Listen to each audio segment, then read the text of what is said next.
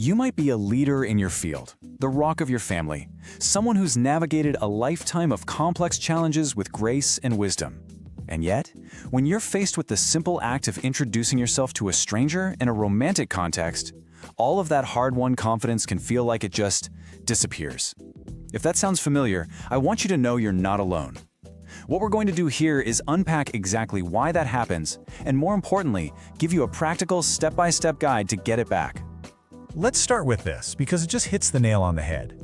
The central, debilitating emotional barrier to dating later in life is that the knowledge, wisdom, and confidence that defined your career and family life completely vanish the moment you have to introduce yourself to a stranger.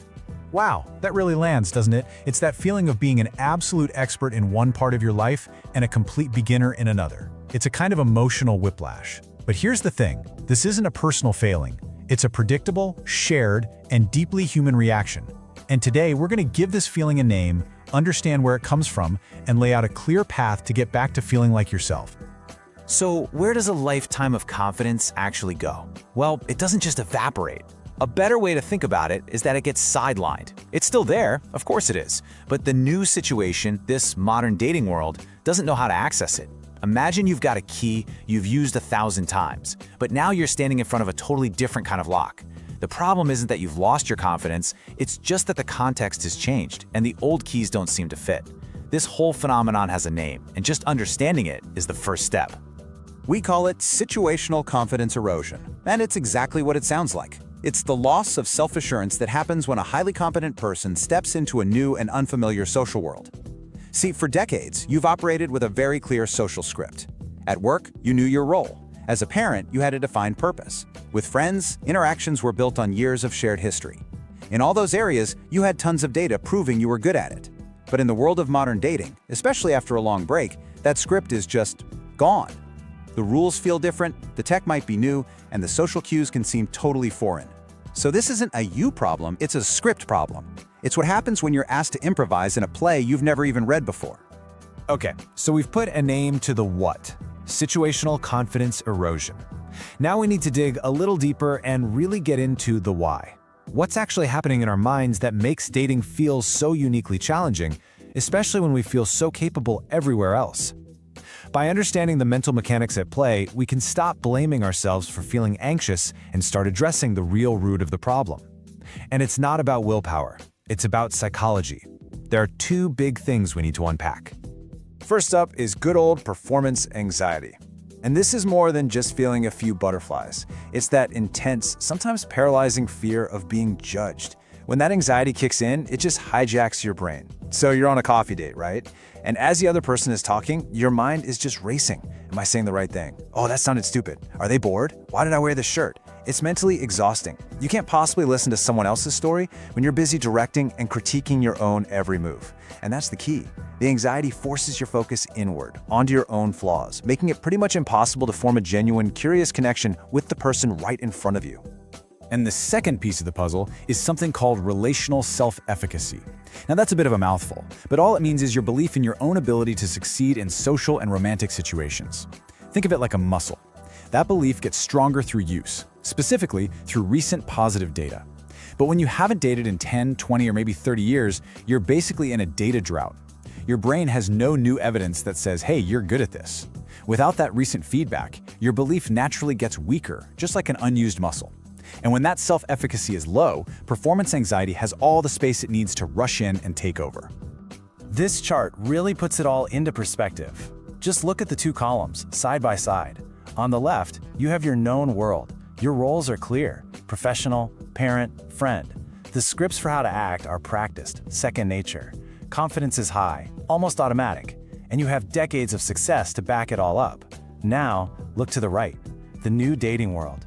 Your role is potential partner. It's vague and it's vulnerable. The scripts, totally unknown and unrehearsed. Confidence is suddenly low, and it takes real manual effort. And the data, little to none.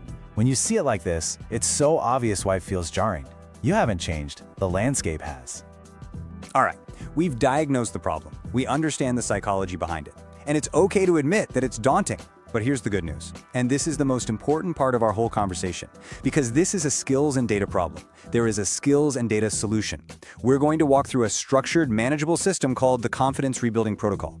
This is where we shift from diagnosis to action, from understanding the anxiety to actively taking it apart piece by piece. But before we get into the steps, we have to really absorb this one core idea. This might be the single biggest mindset shift you can make. Confidence is not a feeling you wait around for. It's not a personality trait you either have or you don't. Confidence is a practiced skill. It's just like learning to play an instrument or a new language. You wouldn't expect to feel like a concert pianist the first time you sit down at a piano, right? You'd expect to practice scales.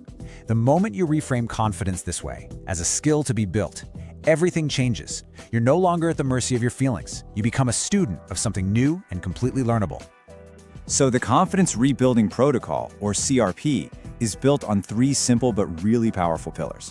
First, there's the curiosity mandate. This is all about changing your goal. You're no longer trying to perform or impress. Your goal is just to learn something about the other person. That immediately takes the pressure off. Second is small talk mastery.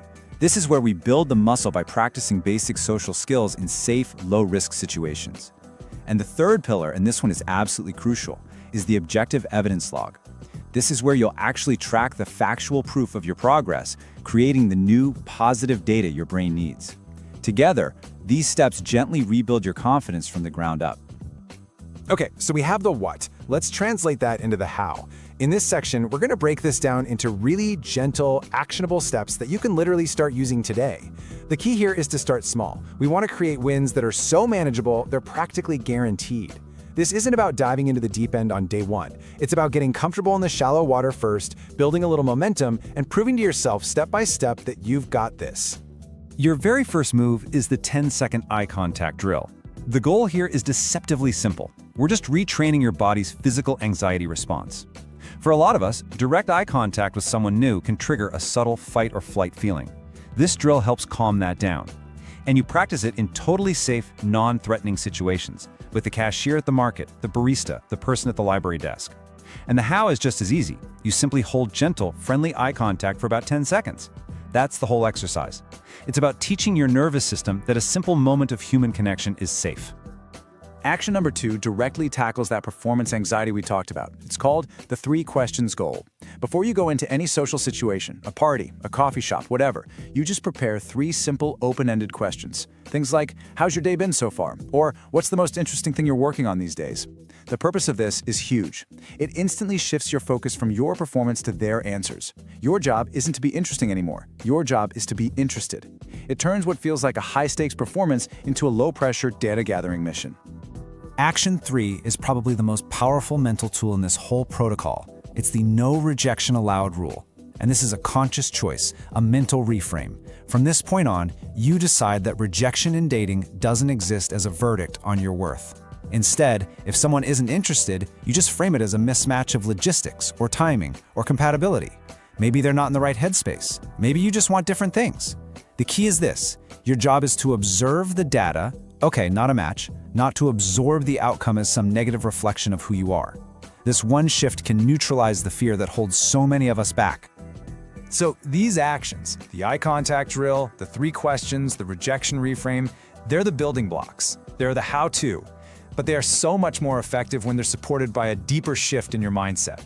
We're moving beyond tactics now and into the philosophy that makes these changes really stick. This is what transforms this whole process from a chore into, well, an adventure. I want you to really think about this question. What if the goal wasn't to impress, but simply to learn? This is the heart of the curiosity mandate. When you walk into a room trying to impress someone, the pressure is massive. Every word is judged. But what if you walk in with the simple goal of learning one interesting thing about another human being? Suddenly, the pressure just vanishes. You're not on stage anymore. You're in the audience. You become a detective, an explorer. The outcome is no longer success or failure. It's just, did I learn something? And the answer to that is almost always yes. This quote just sums it all up perfectly. We're so often taught by movies to think that confidence comes from one big, grand gesture. But that's not how real, lasting confidence works. It's rebuilt brick by brick through a series of small, verifiable wins. A successful 10-second eye contact where the other person smiled, asking your 3 questions and getting a really interesting answer, having a nice 2-minute chat with someone in line.